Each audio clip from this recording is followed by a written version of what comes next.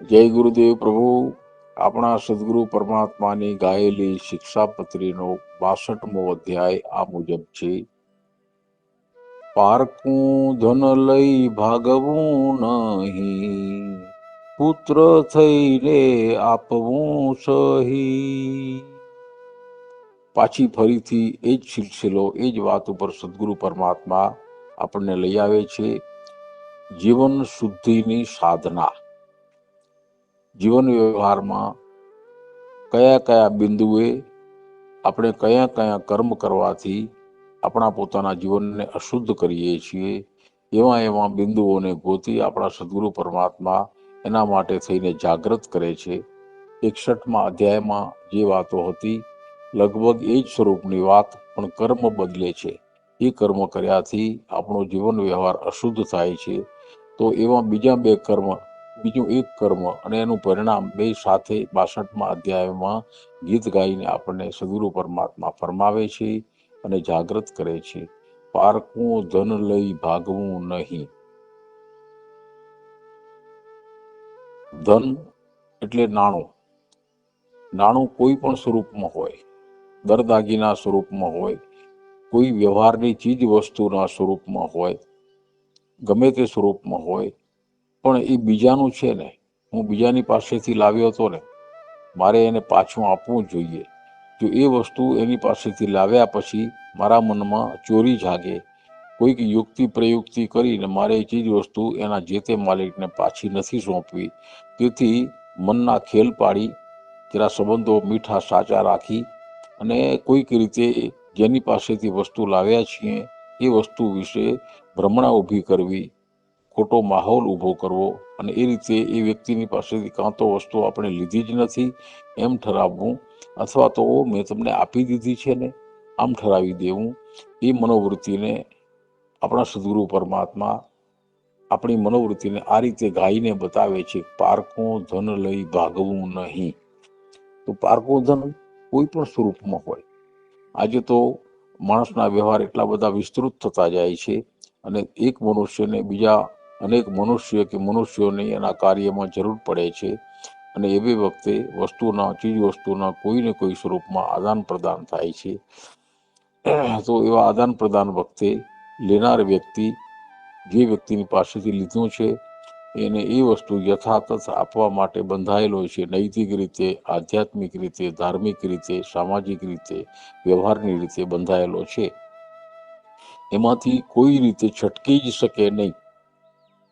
તે છતાંય મનુષ્યનું ચોર મન, કોઈનો હક ડુબાડવા માટે ઈચ્છતું મન, એવી યુક્તિ પ્રયુક્તિના ઉપાયો યોજી ને કાંઈક એવું કરે, એ વસ્તુ કાં તો મેં લીધી જ નથી અથવા તો મેં આપી દીધી છે એમ ઠરાવી અને એ મનોવૃત્તિને સદગુરુ પરમાત્મા ભાગવું નહીં એવા ક્રિયાપદથી આપણને જાગૃત કરે છે કે તમારા મનમાં ચોર બેઠો હશે તો તમે કોઈની લીધેલી ચીજ વસ્તુ તમે એને આપી દીધી છે અથવા લીધી નથી, આવું ગમે તેમ બુદ્ધિના પ્રપંચ દ્વારા ઠરાવી અને તમે એને તમારી પોતાની કરી લેશો. એ મનોવૃત્તિને સદગુરુ પરમાત્મા ભાગવું નહીં એમ કરીને આપણને જગાડે છે. ચીજ વસ્તુના રૂપમાં એ રીતે આપણી પાસે કોઈ વ્યક્તિ મહેનત કામ કરે છે, પોતાના શરીર વડે મહેનત કરે છે, તો મહેનત કરતો વ્યક્તિ એવી આશાથી કરે છે કે મને ઉચિત મારા ઠરાવેલા દામ મને મળશે, મને ઠરાવેલી રકમ મળશે, એવી આશાથી એની પાસે પોતાનો શરીરથી કામ કર્યા સિવાય કોઈ સત્તા નથી. કામ કર્યા પછી એને ઉચિત નાણાં મળવા જોઈએ, એ એનો ન્યાય છે, એ એનો હક છે, એનો ધર્મથી સ્થાપિત થયેલો હક છે. પણ છતાંય ચતુરાઈ ભરેલા માણસો કોઈક રીતે હિસાબમાં કે બીજી કોઈ રીતે અગડમ બગડમ કરી સમય પસાર કરી ને એવી વ્યક્તિનો ઉચિત હક, જે નાણું એને મળવું જોઈએ એ હક પણ ઘણીવાર ડૂબે છે અથવા તો યુક્તિ પ્રયુક્તિથી ડૂબાડવામાં આવે છે. એને પણ પારકું ધન લઈ ભાગવું નહીં, એ જ ઘટનામાં એ આવે. આ રીતે મનુષ્ય જીવનના વ્યવહાર વ્યાપમાં અનેક વસ્તુ એવી છે કે આપણે બીજાની પાસેથી કોઈક સ્વરૂપમાં એ લેવી પડે છે તો આપણે એના ઋણી બનીએ છીએ. એક વખત લીધેલી વસ્તુ પરત ન જાય. અનેક રીતે જીવનનો વ્યાપ એટલો વિશાળ છે કે આદાન પ્રદાન અનેક રીતે થયા કરે છે. સૌથી મોટું ઋણ કે જે ખાસ ચર્ચામાં છે પણ આપણે એને ગણતા નથી, એ છે જન્મ આપનારી માતાનું ઋણ. તો જન્મ આપનારી માતા બાળકો મોટા થઈ એની અવગણના કરે, એનું અપમાન કરે, બીજી કોઈ રીતે એની સેવા ન કરે, એની બીમારીમાં, એની વૃદ્ધાવસ્થામાં એને જરૂરી વસ્તુઓ પૂરી ન પડે, એવા સંજોગોમાં સૂક્ષ્મ રીતે એ ઘટના પણ કોઈનું પારકું ધન લઈ ભાગવું નહીં, એ જ પરોક્ષ રીતે એમાં જે ઘટના આવે એમાં જ આવે. આ રીતે મનુષ્ય પોતાના જીવનને જુએ તો અનેક ઠેકાણે બીજાની ધન સંપત્તિના સંપર્કમાં આપણે આવીએ છીએ, એનો ઉપયોગ કરીએ છીએ, અને પછી એનું ઉચિત વળતર પાછું ન વાળીએ તો સદગુરુ પરમાત્મા કહે છે કે પ્રત્યક્ષ કે પરોક્ષ રીતે તમે કોઈક રીતે કોઈકનો હક ડૂબાડો છો, પારકું ધન તમે તમારું કરી લ્યો છો, અને એ અર્થમાં પાછું નથી આપતા. એ અર્થમાં સદગુરુ પરમાત્મા કહે છે કે તમે પારકું ધન લઈને ભાગી જાઓ છો, ગોત્યા જડતા નથી. ગોત્યા જડતા નથી અનેક અર્થમાં. સામે જ માણસ બેઠો હોય, કોઈની વસ્તુ લીધેલી છે, પાછી ના આપવી પડે એટલા માટે અનેક પ્રપંચ રચે છે, અને પ્રપંચ રચીને કેમ કરીને એ વસ્તુ ના આપે ને પછી ન જ આપે, તો એને સદગુરુ પરમાત્મા ભાગવું નહીં એવા વિશેષણથી નવાજે છે. અને એ આપણે કરીએ છીએ જીવન વ્યવહારમાં. આવું ઘણું બધું પ્રત્યક્ષ કે પરોક્ષ રીતે, ઘણી વાર તો અજાગ્રત રીતે પણ આવું થઈ જાય છે. ગમે તે યાત્રા કરતા, મુસાફરી કરતા, વ્યવહાર કરતા, સામાજિક નાના મોટા પ્રસંગો વખતે, અનેક પ્રકારના કાર્યો કરતી વખતે ઘણી વખત બીજાના સંપર્કમાં આવ્યાથી આપણે એની પાસેથી કંઈક વસ્તુ પ્રાપ્ત કરીએ છીએ, પછી પાછી આપવાનું મન નથી થતું. આ બધું દૂષિત થયેલું મન એવો ખેલ કરાવે છે આપણી પાસે. અને એક વખત આવી ટેવ પડે, 61મા પટોળામાં જે ભાવ છે એ જ ભાવ મનુષ્ય જીવનની વિશે અહીંયા છે. એકવાર મનુષ્યના મનને ટેવ પડે ચોરી કરવાની, બીજાનું મારી ખાવાની, અયોગ્ય વર્તન કરવાની, તર્ક વિતર્ક કરી અને વસ્તુ સાચીને ખોટીને સાચી ઠેરવી દેવાની, એવા સંજોગોમાં એવી ચતુરાઈ ભરી રમત કરતો માણસ દરેક રીતે આવા બંધનમાં પડતો જાય છે. પોતાની ચતુરાઈમાં એ પોતાને હોશિયાર ગણે છે, પણ અંતે જતાં તો એ પાપનો ભાગીદાર બને છે, પોતાના જીવનને અશુદ્ધ કરે છે. જે કંઈ ધ્યાન સાધના એના જીવનમાં ઉતરી આવે એમાં બરકત નથી આવતી, એનું મન નથી થતું. એકવાર નકારાત્મક ભાવોમાં રાચતું મન ધીમે ધીમે જીવન ઉપર એવી પકડ જમાવે છે કે આપણું આખું જીવન અનેક રીતે નકારાત્મક બનતું જાય છે. સાચું અને સારું સામે દેખાય છે, તે છતાં જોઈ શકાતું નથી, જોઈએ તો વર્તન થઈ શકતું નથી. અહંકાર એવો જાગી પડે છે કે આપણે હંમેશા વધુ ને વધુ ખોટું કરવા તરફ જતા રહીએ છીએ. ભગવાન આ સિદ્ધાંત જો આપણે સમજાતો હોય તો આજના મનુષ્યના જીવન વ્યવહાર તરફ નજર કરો. કજિયા કંકાસ વધી પડે છે, મનમાં વેરઝેર વધી પડે છે, મતભેદ વધી પડે છે. એના અનેક કારણોમાં વ્યવહારમાં મનુષ્ય આવી કબચાઈ કરે છે. એવા કારણભૂત હોય છે. એ ન બને, શાંતિ રહે, પરિવારમાં સુખ શાંતિ રહે, સમાજમાં સુખ શાંતિ રહે, એકબીજાનો વિશ્વાસ કદી ડગે નહીં, તૂટે નહીં, એકબીજા ઉપર ભરોસો માણસ કરવાનું કદી ભૂલે નહીં. અને એ ન ભૂલે એટલા માટે થઈને સદગુરુ પરમાત્મા આવી વાતો જે સૂક્ષ્મ છે, સહજ રીતે થઈ જાય છે, અને છતાંય એનું બહુ જ મોટું પરિણામ છે. એના તરફ જાગૃત કરવા માટે 62મું પટોળું ગાયું છે, પારકું ધન લઈ ભાગવું નહીં.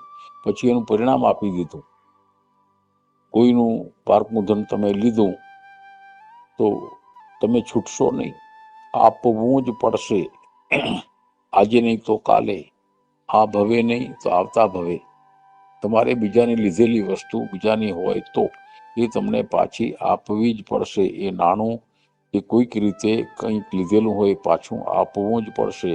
અને આપવું પડશે એ પ્રકૃતિ નક્કી કરે છે કે જે વ્યક્તિની પાસેથી તમે કંઈક લીધું અને પાછું નથી આપ્યું, આ ભાવમાં ચતુરાઈ વાપરી, તર્ક વિતર્ક કર્યા, સાચું ખોટું કર્યું, પોતાની ખોટી વાતને સાચી ઠરાવી, તો જીવનાંતે બીજો જન્મ થાય ત્યારે એ જે ઋણ પોતે હાથે કરીને માથે લીધું છે એ ચૂકવવા માટે જે વ્યક્તિની સાથે આપણે આવી ગદ્દારી કરી છે, રમત રમ્યા છીએ, એને ઘેર આપણે પુત્ર થઈને જન્મ લેવો પડે.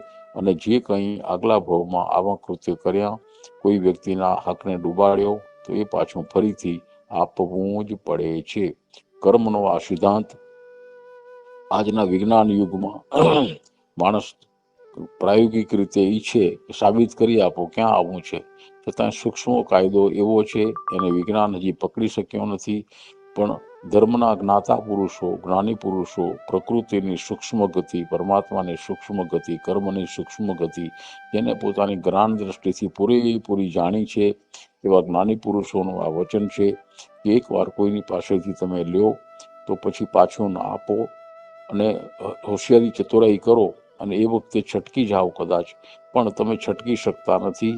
પ્રકૃતિ તમને છોડતી નથી, કર્મ તમને છોડતું નથી.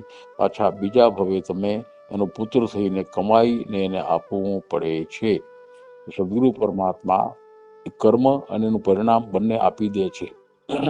આપણે આમાં પ્રભુના વચનમાં પૂરેપૂરી શ્રદ્ધા રાખી પોતાનો જીવન વ્યવહાર સી રીતે શુદ્ધ રહે એ માટે થઈને સદગુરુ પરમાત્માને કોઈ સ્વાર્થ નથી.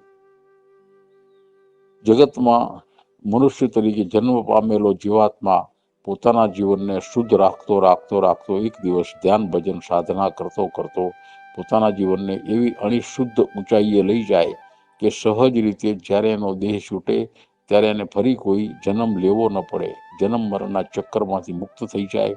એ શી રીતે થશે એની યુક્તિઓ બતાવતા બતાવતા સદગુરુ પરમાત્મા આપણા જીવન વ્યવહારને અશુદ્ધ કરતી કેટલીય વાતો છે એ વાતો તરફ આપણું ધ્યાન દોરે છે. તો 62મું પટોળું આ રીતે એક જાગરણનું પટોળું છે. પુત્ર થઈને આપવું સહી, નહીં છટકી શકાય, પ્રકૃતિ તમને છોડશે નહીં કોઈ રીતે. આમે છટકી શકતા નથી આપણે. જે કંઈ યોગ્ય વર્તન કરીએ એનો યોગ્ય બદલો, અયોગ્ય વર્તન કરીએ એનો અયોગ્ય બદલો, સત્ય વર્તન સત્ય બદલો, અસત્ય વર્તન અસત્ય બદલો. જે ભાવથી જે કર્મ કરીએ એ પ્રમાણે જ એનું ફળ મળે છે. કોઈ છટકી શકતું નથી. પ્રકૃતિનો કાયદો ખૂબ તીવ્ર છે, ખૂબ ચોકસાઈ ભર્યો છે. ક્રૂર છે એમ ન કહી શકાય, તીવ્ર અને ચોકસાઈ ભર્યો છે. તો એ કાયદામાં રહીને આપણું જીવન બીતે, આપણું જીવન આખું સાધનાની દ્રષ્ટિએ શુદ્ધ થાય અને છતાંય જીવન જીવાય અને કશીક એવી દિવ્ય પ્રાપ્તિ થાય. એ માટે થઈને સદગુરુ પરમાત્મા આપણને આ પટોળાઓ, આ અધ્યાયના ગીત ગાઈને આપણને જાગૃત કરે છે. એમાંનો જ જીવન શુદ્ધિ માટેનો આ 62મું પટોળું છે. આપણે એકવાર એને ફરીથી ગાઈ અને પછી સમાપ્તિ તરફ જઈશું. અધ્યાય 62મો. પારકું ધન લઈ ભાગવું નહીં, પુત્ર થઈને આપવું સહી. જય ગુરુદેવ ભગવાન, જય ગુરુદેવ પ્રભુ. આપણા સદગુરુ પરમાત્માની શિક્ષાપત્રીનો 63મો અધ્યાય આ મુજબ છે.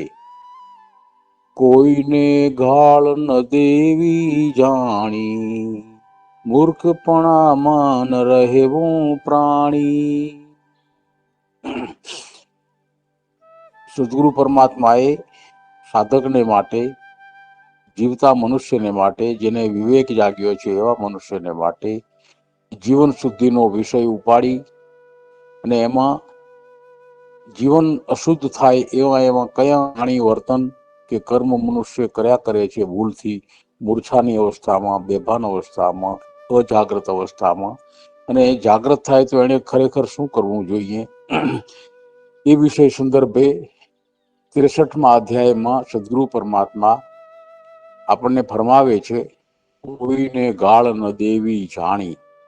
જાણી એટલે જાણી જોઈને જાગ્રત અવસ્થામાં મારાથી ગાળ દેવાઈ જાય છે એવી સ્થિતિમાં કોઈને ગાળ ન દેવી. ગાળ એટલે સાચો કે ખોટો, જરા તીવ્ર કે સામાન્ય, પણ અપશબ્દ બધા જ ગાળમાં આવે. કોઈને મેણું મારવું, કોઈને સહન ન થાય એવા શબ્દો વાપરી એ વ્યક્તિ વિશે કોઈ ઉચ્ચાર કરવા કે ખરેખર અર્થમાં ગાળ દેવી, એ વસ્તુ મનુષ્યના ગૌરવની વિરુદ્ધ છે. ગાળો માત્ર, કોઈ પણ ગાળ માત્ર મનુષ્યના ગૌરવ જીવનની વિરુદ્ધ છે. મનુષ્ય હોવાથી પરમાત્માનો અંશ છે, પરમાત્માનો અમૃત પુત્ર મનુષ્ય કહેવાય છે.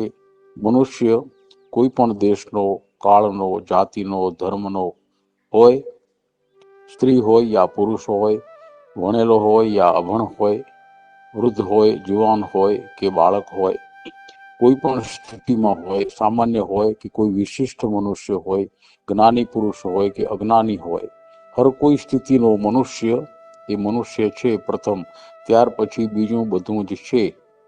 જ્ઞાન દ્રષ્ટિએ જોતા મનુષ્ય સૌ સરખા. આવી જ્ઞાન દ્રષ્ટિ આપણને આપણા વેદ વારસામાંથી મળે છે. મનુષ્ય માત્ર સરખા.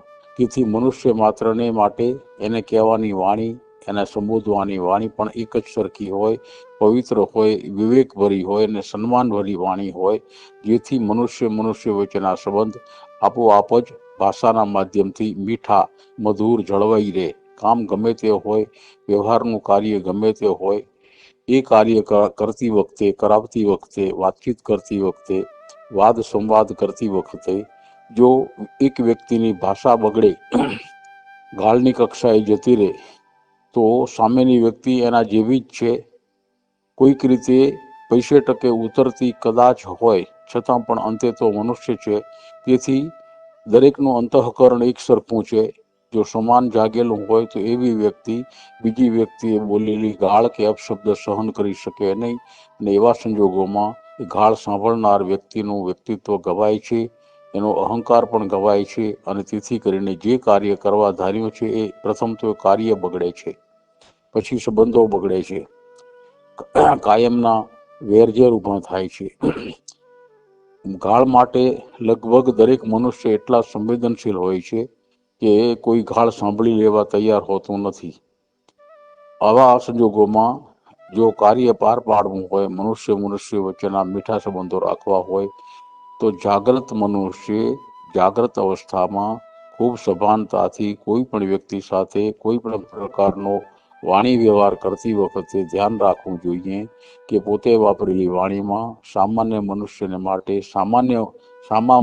માટે કોઈ અપશબ્દ ના આવે, અયોગ્ય વાણી વ્યવહાર ના આવે, કોઈ મેણાનો શબ્દ ના આવે, એને ઉતારી પાડતો શબ્દ ના આવે, એ બધા જ શબ્દો કોઈને લાંછન લાગે એવો શબ્દ ના આવે, એ બધા જ શબ્દો કોઈને કોઈ રીતે ગાળ ગણાય છે. અને એવી ગાળ કોઈ પણ મનુષ્યને ઉતારી પાડે છે, એના વ્યક્તિત્વને, એના ગૌરવને ઝાંખું પાડે છે, અને વ્યક્તિનું અહમ ગવાય, એથી વિશેષ તો એનું સ્વમાન ગવાય. સ્વમાન ગવાયેલી વ્યક્તિ જેની સાથે કામ પાડવું છે, એવી વ્યક્તિ પછી એ વાત જામતી નથી, વાત બગડી જાય છે, વણસી જાય છે. એક જ શબ્દ વાપરવામાં જો વિવેક ન થયો તો એટલા એના દુષ્પરિણામ આવે છે, જેનો કોઈ હિસાબ નહીં. ઇતિહાસમાં એવા ઘણા દ્રષ્ટાંતો છે કે એમાં ગાળ ભરેલી, મેણા ભરેલી વાણી વાપર્યાથી ત્યાર પછી એના પરિણામ સ્વરૂપ જે ભયંકર ઘટનાઓ બની છે, એ ઘટનાઓનો જવાબદાર કોણ?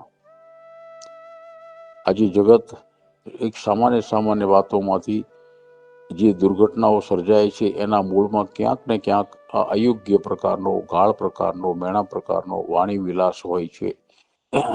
વ્યક્તિ એકલો હોય ત્યાં સુધી તો કોઈ પ્રશ્ન હોતો નથી, પણ જ્યાં એકમાંથી બે વ્યક્તિ થાય, સામેના વ્યક્તિની સાથે કોઈ પ્રકારનો વ્યવહાર કરવાનો આવે, કોઈ વાદ વિવાદ હોય, કોઈ પ્રશ્ન ઉકેલવાનો હોય, અને એવે વખતે કોઈ એક પોતાના મગજનું સમતોલન ગુમાવી દે અને પોતાની વાત કહેવા માટે, જોરથી કહેવા માટે, અને કદાચ સાચો શબ્દ છે ઠોકી બેસાડવા માટે વાણી વિલાસમાં ગાળના શબ્દનો પ્રયોગ કરે, તો જેવો એ પ્રયોગ આવ્યો અને જેને માટે એ ગાળ વાપરી, એ માણસનો સમય ભયંકર રીતે ગવાય છે, અને એનાથી અનેક કાર્યો વણસી જાય છે. આખું પરિવાર હોય તો પરિવાર જીવન, મોટો પરિવાર હોય તો મોટા પરિવારનું જીવન, ગામ હોય તો ગામનું જીવન, સમાજ હોય તો સમાજનું જીવન, આવા એક જ શબ્દના પ્રયોગથી એનું જે ઝેરી વાતાવરણ ફેલાય છે, હવામાં, માનસમાં જે પ્રદૂષણ ફેલાય છે, એ પ્રદૂષણ કોઈ રીતે પછી બહુ જલ્દી નિવારી શકાતું નથી. એ ઓછું થાય તે છતાં ગાળ બોલનાર વ્યક્તિના મનમાં હંમેશને માટે એક કડવો ભાવ રહી જાય છે, અને એ કદી ભૂલાતો નથી. એવા સંજોગોમાં કોઈને કદાચ હાથથી કોઈ પ્રહાર કરીએ, એ માણસ કદાચ ભૂલી જાય, કદાચ, પણ મેણું કે ગાળ મનુષ્યના મર્મ ઉપર ઘા કરે છે. એના સમાન ઉપર ઘા કરે છે. અને ઘણે ભાગે તો સંસારના મનુષ્યો મોટા ભાગના ઓછા કે વધુ અહંકારથી ભરેલા હોય છે. એવા શબ્દોથી એના અહંકાર ઉપર પ્રહાર થાય છે અને પ્રહાર થયેલો મનુષ્ય છંછેડાય છે. મને ગાળ કેમ દીધી, પહેલો ખુલાસો એ કરો, બીજી વાત પછી, આટલે સુધી વાતો વણસી જાય છે અને એક એવું દૂષિત વાતાવરણ સર્જાય છે કે એ પ્રશ્ન પત્યા પછી પણ ગાળ સાંભળનાર વ્યક્તિ ગાળને એનાથી એના મનમાં જે આંદોલનો પેદા થાય છે એ ભૂલી શકતો નથી. વર્ષો સુધી ભૂલાતું નથી. વર્ષો સુધી આવા બનાવો દુનિયામાં બન્યા છે, આજે બન્યા કરે છે. તો સદગુરુ પરમાત્માને તો ચિંતા છે મનુષ્ય વચ્ચેના મીઠા સંબંધોની. કાર્ય તો કરવા જ પડશે, લેતી દેતી આદાન પ્રદાન તો કરવું જ પડશે. અનેક પ્રકારનું નાણાંનું, સંબંધોનું, મિલકતનું અનેક પ્રકારના આદાન પ્રદાન તો કરવા જ પડશે. સમાજ ચલાવવાનો છે, ચાલવાનો છે. અને એ આદાન પ્રદાન કરતી વખતે જેની વચ્ચે આદાન પ્રદાન થાય છે એના સંબંધો મીઠા મધુર રહે તો પારિવારિક જીવન, સમાજ જીવન ખૂબ સુસંસ્કૃત રહે, મીઠું મધુરું રહે, પાળપંપાળ વિનાનું રહે, વેરઝેર ન ઊભા થાય. તો વેરઝેર ઊભા થાય એવી અનેક ઘટનાઓમાં એક પ્રમુખ ઘટના છે અયોગ્ય ગાળભરી વાણીનો પ્રયોગ. તો સદગુરુ પરમાત્મા ખાસ આ શબ્દ કોઈને કઈ રીતે કહેવો તે છતાં સદગુરુ પરમાત્માએ કદાચ આ શબ્દ કહેવા માટે સાહસ કર્યું છે, આપણને જગાડવા માટે કે બેટા કોઈની સાથે વ્યવહાર કરતી વખતે કદાચ ઉશ્કેરાઈ જવાય, ક્રોધિત થઈ જવાય તો ભૂલે ચૂકે ગાળ કે કોઈ અપશબ્દનો કદાપી પ્રયોગ ન કરશો, નહીં તો સામેનો માણસ જે તમારી વાણી સાંભળે છે એના મર્મ ઉપર એટલો ઘા થશે એ પછી કદી ભૂલશે નહીં અને તમે કરવા ધારેલું કાર્ય કરી નહીં શકો. આવા વરમાં પરિણામ આવે છે. સમાજ જીવન ઢોળાઈ જાય છે, પારિવારિક જીવન ઢોળાઈ જાય છે. માણસ પોતાના માટે વાપરેલા શબ્દને ભૂલી શકતો નથી. ભયંકર અપમાન લાગે છે અને એવા સંજોગોમાં આપણું પોતાનું હિત વણસી જાય છે, વ્યક્તિનું હિત. તો ખાસ જાગૃત રહીને જ્યારે પણ બીજાની સાથે વાણી દ્વારા વ્યવહાર કરવાનો આવે તો ગમે તેવા કોઈ કડવા સંજોગો હોય તો પણ ગાળનો પ્રયોગ ન કરશો એમ સદગુરુ પરમાત્મા કહે છે, જેથી કરીને તમે જે કરવા ધારેલું કાર્ય છે એ સરળતાથી પાર પડે. સદગુરુ પરમાત્માને આપણામાં બીજી કશી અપેક્ષા નથી. પ્રેમ અને સંવાદથી ચાલે છે. એમાં કોઈ અવળી બુદ્ધિના મનુષ્યો, જેના અંતઃકરણ અવળા થયા છે એવા મનુષ્યો પોતાના કર્મથી કે વાણી વ્યવહારથી જ્યારે વાતાવરણ ખરાબ કરે છે ત્યારે ગમે એવો સામાન્ય પ્રશ્ન પણ પછી ઉકેલી શકાતો નથી અને એના વેરઝેર કાયમ રહે છે. એવા સંજોગોમાં જે મૂળ છે સંબંધો બગડવાનું મૂળ, એ મૂળથી બચવા માટે સદગુરુ પરમાત્મા ખાસ આ પંક્તિ લખીને આપણને જગાડે છે, કોઈને ગાળ ન દેવી જાણી. એ વાતને ધ્યાનમાં રાખી પોતાનો વ્યવહાર કરવો. અને એવું જ બીજું કર્મ મનુષ્ય બેભાનપણે કરી નાખે છે એને માટે સદગુરુ પરમાત્માએ જાગ્રતપણે આપણને એમ કહ્યું છે, મૂર્ખપણામાં ન રહેવું પ્રાણી. તો મૂર્ખપણું એટલે શું? મૂર્ખતા એટલે શું? મનુષ્યમાં કોઈ મનુષ્ય મૂર્ખ છે એ શું હોય છે? મૂર્ખ એટલે કેવો મનુષ્ય? તો એક સાદી વ્યાખ્યા જડે છે. મૂર્ખ મનુષ્ય એ છે કે જે પોતાનું સાચું હિત જોઈ શકતો નથી, કોઈ પણ પ્રકારનું હિત જોઈ શકતો નથી. એવી બુદ્ધિથી એ પોતાનું હિત જોખમાવે છે, બગાડે છે, પોતાની જાતે અહિત કરે છે. એવા મનુષ્યને સદગુરુ પરમાત્મા મૂર્ખ મનુષ્ય કહે છે. પોતાની જાતે અહિત કરવું, પોતાની જાતે નુકસાન કરવું, એવું જે વાણી વર્તન કરે, વ્યવહાર કરે, કોઈ આદાન પ્રદાન કરે એવા મનુષ્યને સદગુરુ પરમાત્મા મૂર્ખ મનુષ્ય કહે છે.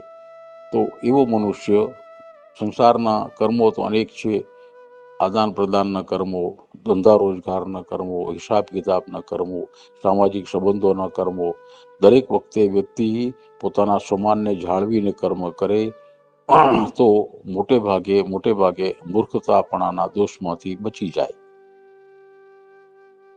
તો પોતે પોતાનું સમાન જાળવે. સમાન એટલે શું? સમાન જાળવવું એટલે હું મનુષ્ય છું, મારું કોઈ અપમાન ન કરી જાય, મને કોઈ નુકસાન ન કરી જાય, એ રીતે પોતાના તરફ જાગૃત રહેવું એ ગુણને સમાન કહે છે. આવો મનુષ્ય જો આ વ્યાખ્યામાં આવતો હોય તો એવો મનુષ્ય સામેના મનુષ્યને પણ એ રીતે જ કાળજી રાખશે એના વ્યવહારમાં. તો સમાની મનુષ્ય કદાપી મૂર્ખ હોતો નથી. તો તરત જ વ્યાખ્યા સ્પષ્ટ થઈ જાય છે. જે મનુષ્ય સ્વમાન એટલે પોતાનું માન જાળવી ન શકે એવો હોય એ મૂર્ખપણાના કાર્યો કરતો રહે છે. તો વ્યક્તિએ પોતાનું સ્વમાન જળવાય એ રીતે વર્તવું જોઈએ, બોલવું જોઈએ, આદાન પ્રદાન કરવું જોઈએ, બીજા માણસની સાથે એ રીતનો વ્યવહાર કરવો જોઈએ કે જેમાં પોતાનું સ્વમાન જાય નહીં. ગમે તેમ કરીને પોતાના સ્વમાનને સાચી રીતે જાળવતા આવડે એવો મનુષ્ય કદાપી મૂર્ખપણાનું કોઈ કર્મ કરશે નહીં, પોતાને નુકસાન પહોંચાડશે નહીં. તો સદગુરુ પરમાત્મા ભલે લખ્યું નથી પણ ધ્વનિ એમાંથી એ નીકળે છે કે મૂર્ખ વ્યક્તિ હશે એ પોતાનું સ્વમાન નહીં જાળવી શકે. સ્વમાન જાળવવું એટલે શું? જરા સમજવા જેવો શબ્દ છે. જે વ્યક્તિ પોતાનું સ્વમાન જાળવે છે એ સામાનું પણ સ્વમાન જાળવી શકે છે. જેને પોતાના સ્વમાનની કિંમત છે એ વ્યક્તિ એટલી જ કિંમત બીજાના સ્વમાનની સમજે છે અને તેથી એવી વ્યક્તિ બીજા સાથેના વ્યવહાર કરતી વખતે કદાપી કોઈ જાતનું બીજાનું સ્વમાન ભંગ થાય એવું કૃત્ય કર્મ નહીં કરે, વાણી નહીં વાપરે. અને એવું કરે તો પોતાને પણ નુકસાન કરે છે, બીજાને પણ નુકસાન કરે છે. આવું નુકસાનીનું વાતાવરણ સર્જાય એના મૂળમાં વ્યક્તિ સભાન નથી. એ જે સભાન ન હોવું એ જે ગુણ છે એને મૂર્ખપણાનો ગુણ કહે છે. સદગુરુ પરમાત્મા એ રીતે પોતે પોતાના જીવનના હિસાબે, પોતે પોતાના જીવનના હિતને હિસાબે એવો નિર્ણય ન લેવાઈ જાય કે જેથી પોતાને નુકસાન થાય. તો સદગુરુ પરમાત્મા મૂર્ખપણામાં ન રહેવું પ્રાણી એટલે મનુષ્ય, જે પ્રાણ ધારણ કરીને જીવે છે, તે જેનું મૃત્યુ થઈ ગયું છે એને સદગુરુ પરમાત્મા કશું કહેતા નથી. જીવતા મનુષ્યને આ બંને વાક્યોથી એક આદેશ આપે છે કે ભાઈ તું તારા જીવન વ્યવહારમાં બીજાની સાથેના કોઈ પણ પ્રકારના આદાન પ્રદાનમાં ગાળ કે ખરાબ શબ્દનો પ્રયોગ ન કરતો અને તારા પોતાના કાર્ય તરફ એવો સભાન રહેજે કે જેનાથી તારું સમાન જળવાય અને તારું કાર્ય એવું હોય કે જેથી ઓછામાં ઓછું તને પોતાને નુકસાન ન થાય. જો તને પોતાને નુકસાન થાય એવું કાર્ય તારા હાથે થશે તો તું મૂર્ખ ઠરીશ. જીવનના આ ધંધા રોજગારના, લેતી દેતીના, આદાન પ્રદાનના, સમાજ વ્યવહારના લગભગ બધા જ કાર્યો સમાન ઉપર ચાલે છે. કાયદા પણ સમાનનું રક્ષણ કરે છે. તો સમાન શું એ શબ્દ સમજાઈ જશે તો વ્યક્તિ મૂર્ખપણાનો કોઈ પણ વ્યવહાર નહીં કરે, પોતાના જીવનને મૂર્ખપણામાંથી બચાવી શકશે. જગત મૂર્ખપણું કરે વ્યક્તિ એટલે જગત એની હાંસી કરે છે અને ધીમે ધીમે એવી વ્યક્તિ કાયમને માટે હાંસીને પાત્ર બને છે. હાંસીને પાત્ર બનવું એટલે વ્યક્તિત્વ હલકું થવું, પછી એની કોઈ ગણના ન થાય એવી સ્થિતિમાં માણસ સાવ સસ્તો થઈ જાય. એક જ ભૂલના કારણથી મનુષ્યનું આખું જીવન હાંસી પાત્ર ઠર્યા કરે. એની સાચી ખોટી લોકો મસ્કરીની ભાષામાં, હાંસી પાત્રની ભાષામાં વાતો કરે. ધીમે ધીમે એની કિંમત, વજન, યશ ઘટતા જાય, એનું તેજ ઘટતું જાય. તો જીવનનું તેજ ટકાવી રાખવા માટે, પોતાના વ્યક્તિત્વને નિખારવા માટે, પોતાના કાર્યો બરાબર થાય, સફળ થવાય, બીજાને નુકસાન કર્યા સિવાય આપણે સફળ થતા જઈએ એ માટે થઈ સદગુરુ પરમાત્મા કહે છે કે જે કાંઈ કરો એ કર્મને અંતે તમે મૂર્ખ ન ઠરો એ જોઈને કર્મ કરજો. તો સદગુરુ પરમાત્મા 63મો અધ્યાય આપણને એક પ્રકારના વ્યાપક માનસમાં લઈ જાય છે. આ વ્યાપક માનસનું લક્ષણ છે. જે કોઈ વ્યક્તિ મનનો વિશાળ છે, જે કોઈ વ્યક્તિ વિચારો વિશાળ છે, જે કોઈ વ્યક્તિના કર્મનો વ્યાપ વિશાળ છે, એ વ્યક્તિ હંમેશા અપશબ્દ બોલશે નહીં. બીજાને માટે સારા શબ્દ વાપરશે, બીજાને માટે માનથી વાત કરશે અને એ બી વ્યક્તિ કદાપી ગાળ નહીં બોલે. આવું ધારીને સદગુરુ પરમાત્મા આપણને જાગૃત કરે છે કે આ બે વાતો તમારા જીવનમાં બાદ કરી દેશો, જાળવીને કામ કરશો. આ બે વાતોમાં જે દોષ લખ્યા છે, દોષથી પર થઈ શકશો તો તમારું સમાન જળવાશે, તમારા કાર્યો નિશંક ચાલશે અને કોઈ પણ પ્રકારનું કાર્ય કદાપી અટકશે નહીં. સમાજ જીવનના કાર્યો ચાલ્યા કરે, તેથી સંસાર ચાલે, પરિવાર ચાલે, માણસ સફળ થાય, ક્યાંય કશું અટકે નહીં, કોઈ ગૂંચવાડા પેદા ન થાય. ગૂંચવાડા પેદા થઈ શકે એવા મનુષ્યના અવગુણ છે.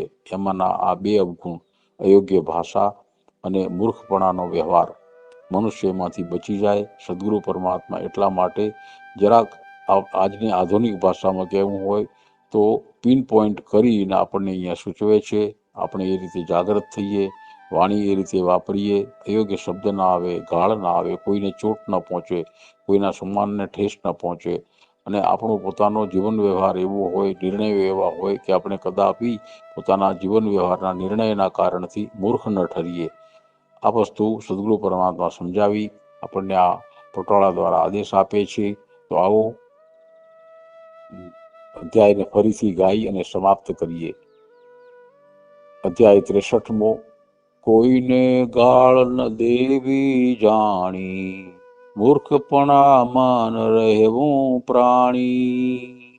જય ગુરુદેવ ભગવાન.